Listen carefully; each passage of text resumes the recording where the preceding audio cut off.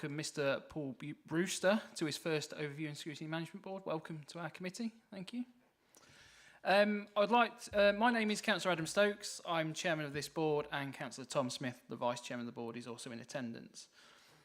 Can I remind you that the audio-visual feed of this formal public meeting is being broadcasted live via the County Council's website, and all your comments will remain accessible online as the meeting recording remains on the Council's site. With this in mind, I'd like to welcome members of the public and press watching this live.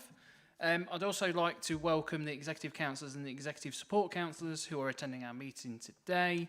And I'd also like to welcome the following members of the corporate leadership team who are present: Debbie Barnes, Chief Executive, and Andrew Crookham, the Deputy Chief Executive and Executive Director of Resources. Thank you for coming. I'd also like to begin with a health and safety announcement. There is no fire drill planned this morning. In the event of the fire alarm sounding, we will need to leave the council chamber through the doors behind you and leave the building through reception into the front car park. We will then need to wait in the car park for further instructions. Can I remind everyone to ensure their mobiles, laptops and iPads are on silent for the duration of the meeting? And also, when invited to speak, can you please ensure that you switch on your microphone? Otherwise, those attending the meeting via Teams and members of the press and public listening to our meeting online won't be able to hear you.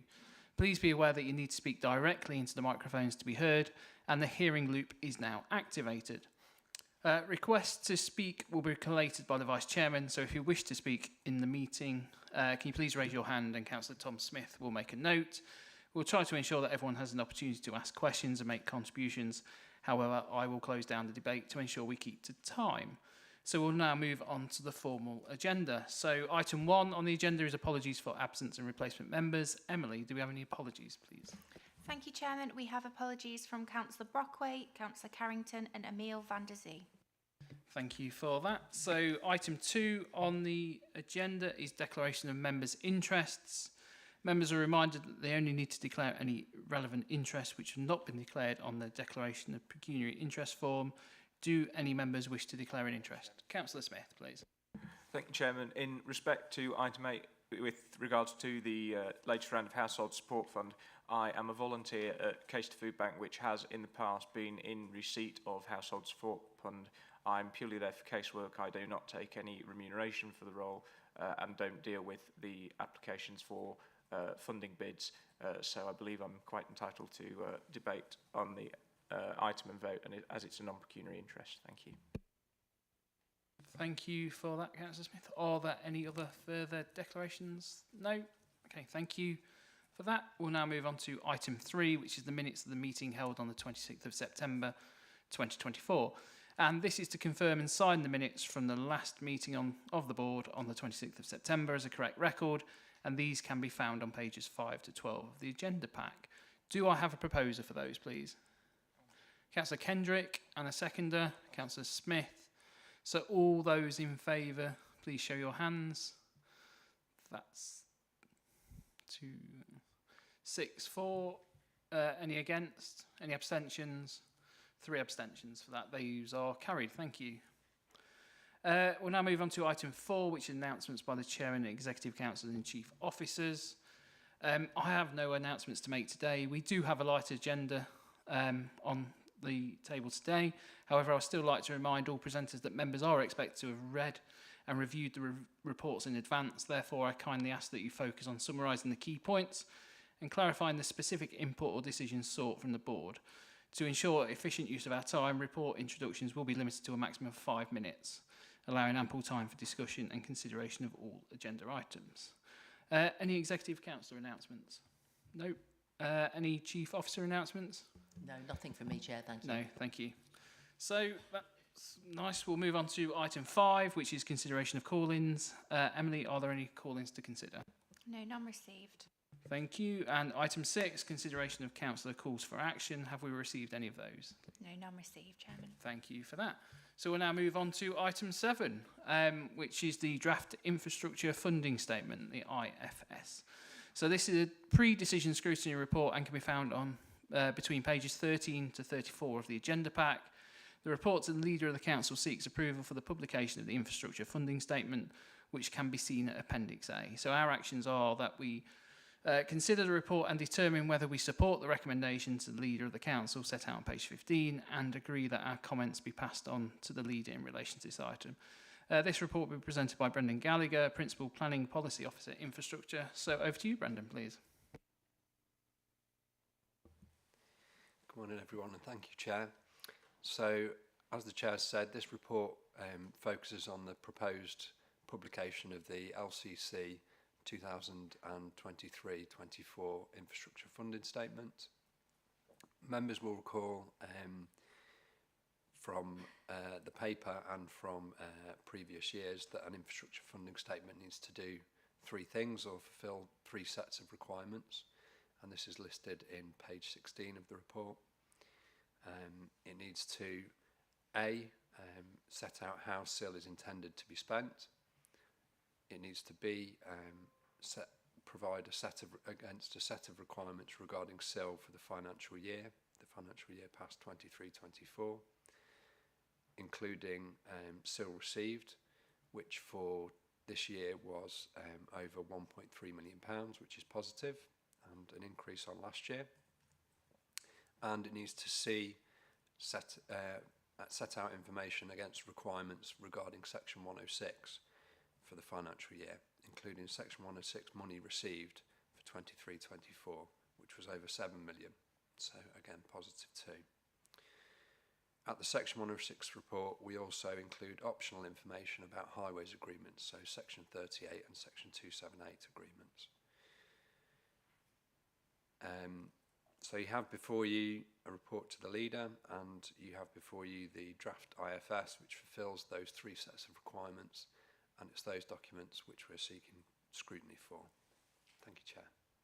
Thank you for that. Do we have any questions? Councillor Kendrick, please. Thank you, Chairman. On page 24, there's a reference to the SIL being passed by districts, and it's repaid part of the cost of the Eastern Bypass. Can you give an indication what proportion of that cost has been repaid through the SIL?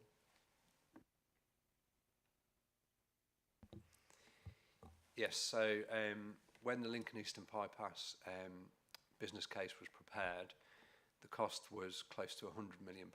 Around a third of that, from memory, was to be required from SIL money, so around 33 million, I think, was the rough total. I could find exact figures and report back to you if you'd like.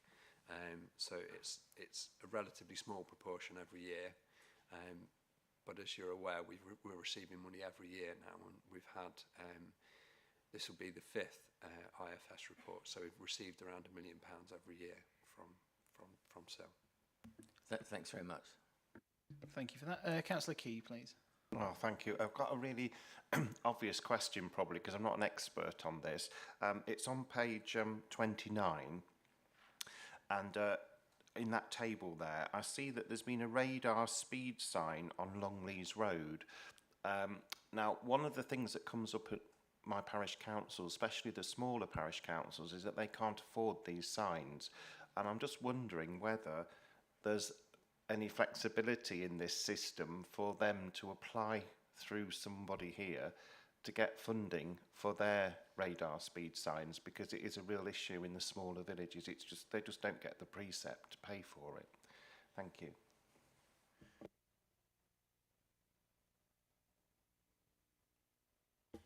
Sorry for the delay in coming back to you. Yes. So the important thing when we're talking about Section 106 is that it needs to fulfil the legal requirements that are expected. It needs to be necessary, relevant and proportionate to any planning application that is concerned with that contribution. So while a parish might want to have a radar speed sign or some other speed sign or some other infrastructure, we need to relate that to a scheme that comes forward. So it needs to be where there is development happening, it needs to support development happening, and it needs to meet those three tests, that it's necessary, related in scale and proportionate. Yeah.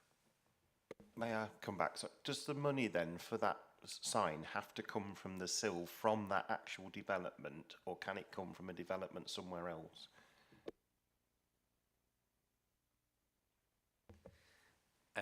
So it's not the intention that we spend SIL on those kind of provisions. It's focused on the Lincoln Eastern Bypass for SIL. Section 106 money could be spent on those. Yes, Section 106 money could be spent on those kind of items, but that would have to be tied to a specific development. So that's why it relates to those specific schemes as it shows in the table, and those specific items.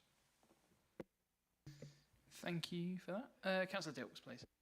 I just think that's a really interesting question that Councillor Keys raised. I just seek clarification. So when there is a planning application for any of our wards or divisions, we could we, if we think a speed sign is needed in our patch, could we bid for that? As part, with to the presumably the District Council Planning Authority. Oh, sorry.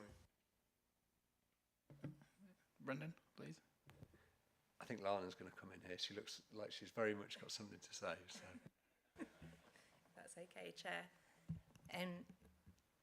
Just to say that, yeah, when the planning application comes in, you can respond either to your district council, or you would reply to your local member, who would then be in touch with our Highways Authority at LCC, and it would be the Highways Authority who are looking at the planning application through a highways and transport lens, and they would make that assessment as to whether something like that, whether that infrastructure would be required, and should it be required, then absolutely we could put that forward as a Section 106 request.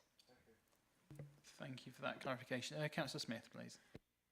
Thank you, Chairman. Just to expand on Councillor Key's point, if your district is a SIL charging authority, your parish councils have a proportion of SIL that goes to them from a development. Now, they can basically, for a period of time, and I think it's 2 years, group that SIL together from other developments within their parish, and then they can use that for specific purposes, such as speed signs, etc. The issue you will have is if your district is not a SIL levying district, your parishes can't do that because you haven't got SIL within your district. Just to clarify that. Yeah, may I just come back, Chairman? I think my query was in the very small villages who don't have any development anyway, whether they can apply for this money from somewhere else. That was what I was getting at. Sorry. No, thank you. Councillor Marfleet, please. Yeah, I mean, I think the problem is that in some sense we don't really communicate effectively to the parish councils in terms of 106s and SILs, and it tends to, if you're not careful, it all becomes about, and as you read it in here, public sector. And I know from like Holton the Clay, they wanted a cycle route for everyone to connect through to the other cycle routes, and the simple thing of all of that's got missed out, and it's a right headache trying to pick it up as an aftermath. And I think there needs to be a better, certainly, and I look at a lot of the communities, I mean, and you look at a lot of the big infrastructure projects that potentially are on the cards for Lincolnshire. It needs to be perhaps better handled and controlled somewhere where somebody takes a bit more authority lead on it, because I mean, worst case scenario, we've got some very big projects happening on that east coast, and some of those need to be set up right. And I was at one, and they said, if the community doesn't ask, we're not going to get it. But the communities often don't know where to ask, and then the parish council makes a bit of a mess. I think it should be more proactive throughout the process, where we go and actually find out what the community wants. This is often the only chance that we will get development done for the community, and it needs to be a really good, quick, simple solution so that people can get and bid for the money. Thank you for those comments. Do we have any other questions or anything? I've just got one. Obviously, we've got 4 councils in Lincolnshire at the moment that do not have a SIL. Are there any moves afoot to move them over to that, or any discussions regarding that? So we do keep in touch with all the 7 districts in Lincolnshire to discuss infrastructure planning and how that's going to go forward through their local plans and other documents. There's no proposals immediately afoot to go forward with SIL in the other 4 districts, but we do keep closely in touch with them about infrastructure needs and infrastructure funding in their districts. Okay, thank you. Are there any further questions from the board? No. So I will move that the board supports the recommendations to the leader of the council detailed on page 15 of the report, and I ask that our comments, as these have been captured by the scrutiny officer, be shared with the leader of the council for his consideration between the 11th and the 15th of November 2024. Do I have a seconder, please? Councillor Macy. So all those in favour, please? That is unanimous. Thank you. So we'll now move on to item 8, which is the Household Support Fund grant utilisation, the 1st of October 2024 to the 31st of March 2025. And this is a pre-decision scrutiny report which can be found between pages 35 to 60 of the agenda pack. The government extended the Household Support Fund for 6 months for those dates of the 1st of October 24 to the 31st of March 25, allocating 5.46 million to Lincolnshire to support vulnerable households with essential costs. Funds will be distributed through schools, early year providers and the district councils, targeting needs via local schemes and an application-based approach. Our actions are that we consider the report and determine whether we support the recommendations to the leader of the council as set out on pages 37 and 38, and agree that our comments be passed on to the leader in relation to this item. And this report will be presented by Anne-Marie Scott, Assistant Director of Prevention and Early Intervention. So over to you, Anne-Marie, please. Thank you, Chairman. So yes, this is now a further round of the Household Support Fund, which is a government scheme. And as the Chairman mentioned, we've been allocated £5.4 million for Lincolnshire.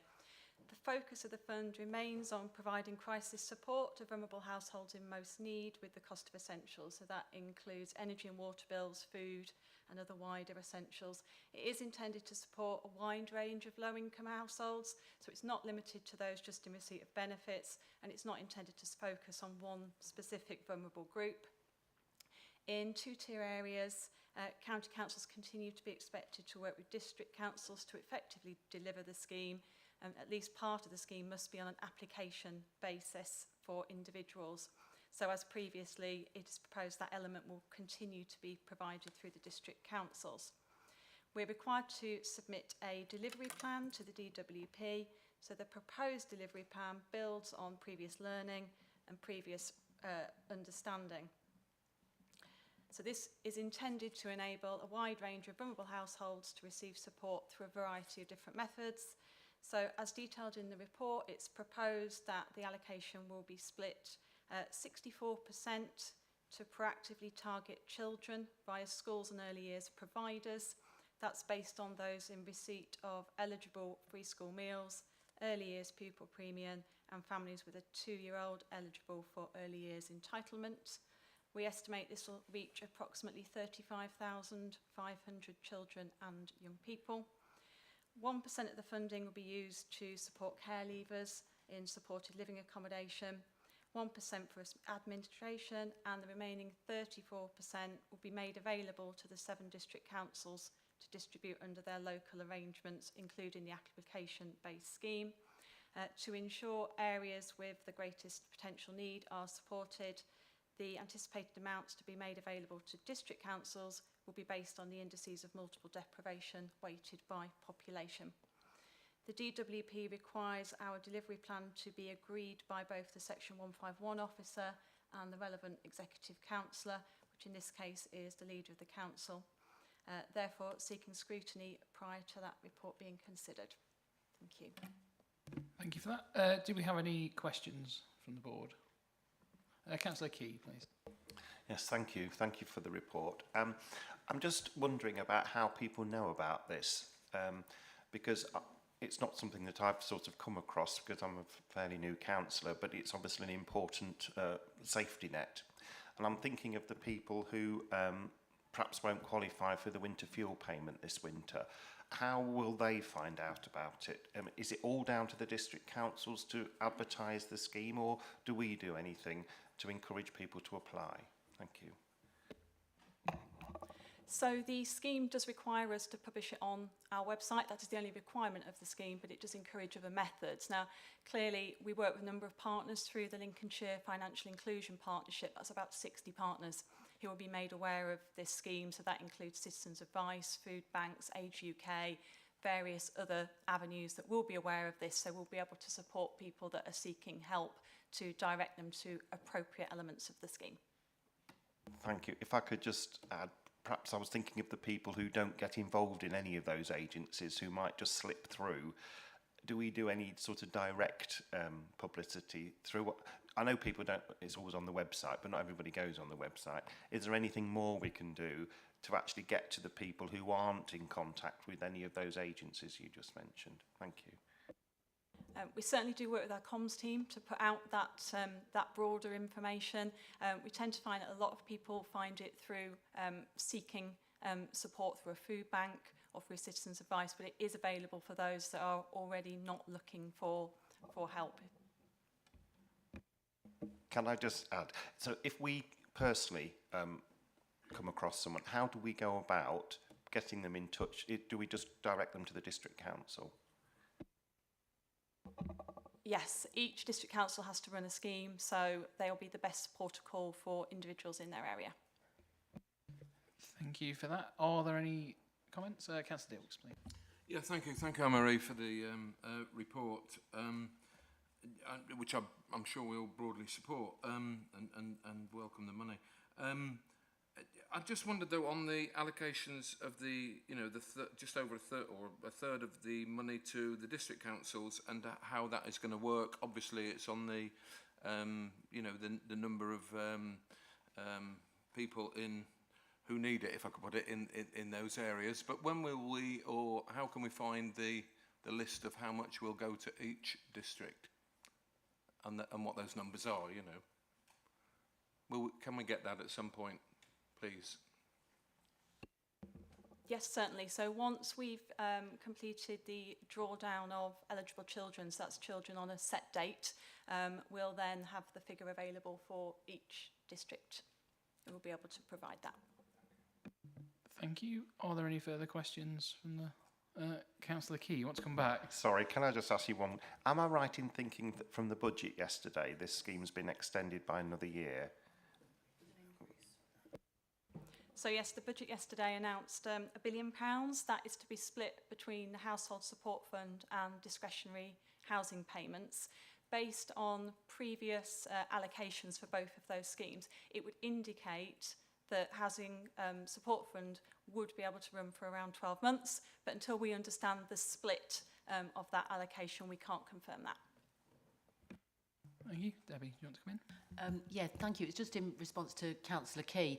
I mean, one suggestion would be that we could send an email out to all of the LCC members to make sure that everybody's aware of it and how to access it, and also share them with the chief execs and ask that they do the same so that all councillors are aware, if that'd be helpful. Yeah, I think that would be useful to all members. Councillor Key. Sorry, just to come back on that again, it might be worth sending it to the parish councils directly as well, because then they get it on their agenda as an item. Thank you. Thank you for that. Do we have any further comments on this report? No, I can't see anyone indicating. So I will move again from the chair that the board supports the recommendations to the leader of the council as detailed on pages 37 and 38 of the report. And I ask that our comments, as these have been captured by the scrutiny officer, be shared with the leader of the council for his consideration between the 4th and the 8th of November 2024. Do I have a seconder, please? Councillor Smith, all those in favour, please? That is unanimous. Thank you. Thank you for the reports. So we'll now move on to item 9, which is the Scrutiny Committee work programmes. The next report can be found on pages 61 to 78 of the agenda pack, and this report sets out the work programmes of the Children and Young People Scrutiny Committee and the Public Protection and Community Scrutiny Committee in accordance with the board's agreed programme. So our action is to, the report invites us to review and comment on its contents and record our satisfaction with the activity undertaken and endorse the activity planned for 24-25. The report will be presented in 2 parts, and we'll start with the Children and Young People Scrutiny Committee, and that's Councillor Kendrick, please. Thanks very much, Mr. Chairman. Yes, the committee has met 3 times since the last update in June and considered the items as set out on pages 64 to 67 at our meetings held in July, September and October. At our September meeting, we considered a proposed decision in relation to Phase 2 of the Building Communities of Specialist Provision Strategy, and the committee supported the recommendations which were actually approved by the Executive on the 1st of October. This phase will further increase capacity in special schools, strengthen the Council's mainstream special education needs and disabilities offer by developing mainstream SEND hubs, and also provide additional alternative provision places. The committee recognised that the current upward trajectory of education, health and care needs assessment requests and the increasing demand for specialist provision were not economically sustainable, and we raised concerns about the drift of children with SEND from mainstream schools to special schools, especially when there was no national evidence of improved outcomes for these children when placed in specialist provision. In October, the committee received the annual update on the implementation of Phase 1 of the Building Communities of Specialist Provision Strategy, which was approved by the Executive on 6th of November 2018. And the report summarised the progress made in Year 6 between October 2023 and this October. We congratulated officers on the successful implementation of all the schemes so far, and in particular the Lincoln St Christopher's scheme, which had been shortlisted for 2 categories at the National Education Estates Awards for pupil experience and inclusive design. Unfortunately, it didn't win, but it did win the development project for the year for over £5 million spend at the Greater Lincolnshire Construction Property Awards in February this year. And the committee agreed to receive an update in October 2025 on Year 7 of the Phase 1 implementation and the progress made in Year 1 of the Phase 2 implementation. In relation to our work programme as set out on pages 68 to 69, there are 3 changes I can report. Firstly, the pre-decision scrutiny item on approval of the business case for the creation of a new short-stay children's home has been deferred from our 6th of December meeting to the 17th of January meeting, and now will be an executive decision on the 4th of February. Secondly, the pre-decision scrutiny item on the Minerva House project, remodelling to provide accommodation for children's services, has been deferred from our 6th of December meeting to the 7th of March meeting. And finally, the item on school admissions under to be programmed has been added to the 17th of January agenda, and this item will provide an overview of the school admissions processes, and the sector was requested at one of our previous meetings. And our next meeting will be held on the 6th of December, when we are due to consider the final report and recommendations from Scrutiny Panel A's review on young carers, which we're looking forward to receiving. And I'll just add, Mr. Chairman, I'm very pleased to report that all members are very much engaged in our meetings, and I think they deliver a very high level of scrutiny. That's the end of my report, Chairman. Thank you. Thank you for that update, and then we'll move on to the Public Protection and Community Scrutiny Committee, and Councillor Key, please. Thank you, Chairman. Well, since our last update to the board, the committee has met in July and September. The report within the agenda pack provides a brief account of the discussions held at those meetings on pages 70 to 75. In July, the committee considered the 8 items listed on pages 70 to 72. Just for clarity purposes, I left the meeting for the antisocial behaviour case review due to having a pecuniary interest in that item. We discussed the Year 8 performance of the library service contract and congratulated all those involved with the library and community hub services for the support offer and the wide range of activities provided, which offer valuable resources to all age groups.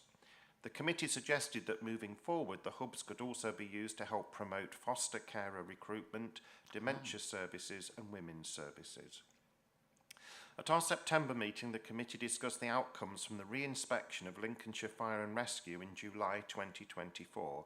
We were very pleased to learn that the cause for concern for values and culture had been discharged following the re-inspection, and we congratulated staff on the significant progress the service has made.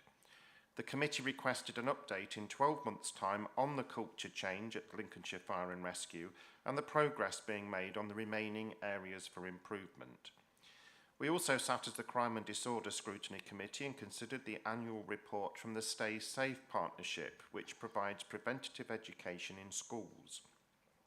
Members raised concerns about the knife crime workshop only being offered to Year 9 students and were assured that reactive sessions could also be provided if required, and that there's now the happening knife crime tour in Sleaford, which schools could visit and which I've been to and is excellent.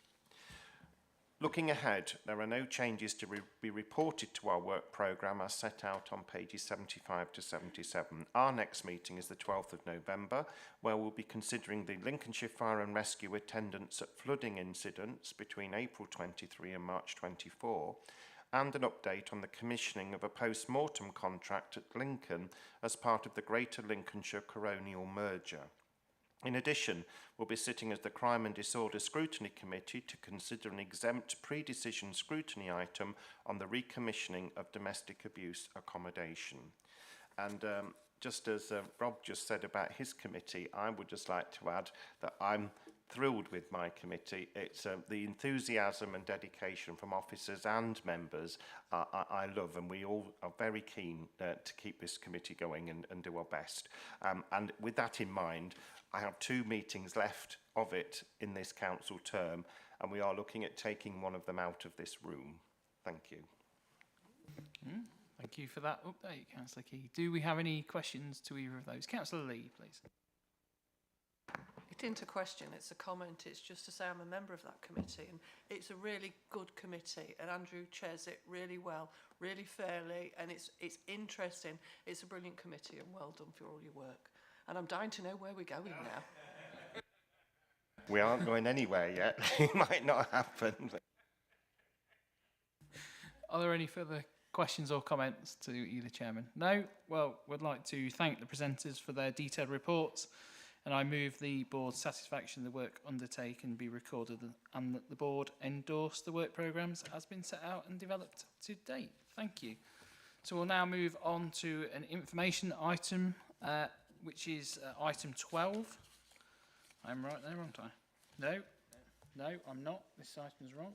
So item 10, which is the Overview and Scrutiny Management Board Work Programme. And the report is on pages 79 to 90 of the pack and provides an overview of the contents of our own work programme. We do not normally debate this item, and our action is to note its contents. So I move that the report be noted with the caveat of necessary amendments identified since the publication of this agenda will be incorporated by our designated scrutiny officer. Can you raise your hand if you agree with that? Thank you. That is unanimous. So that is agreed. So we'll now conclude the business of the meeting. So thank you all for your attendance. Thank you.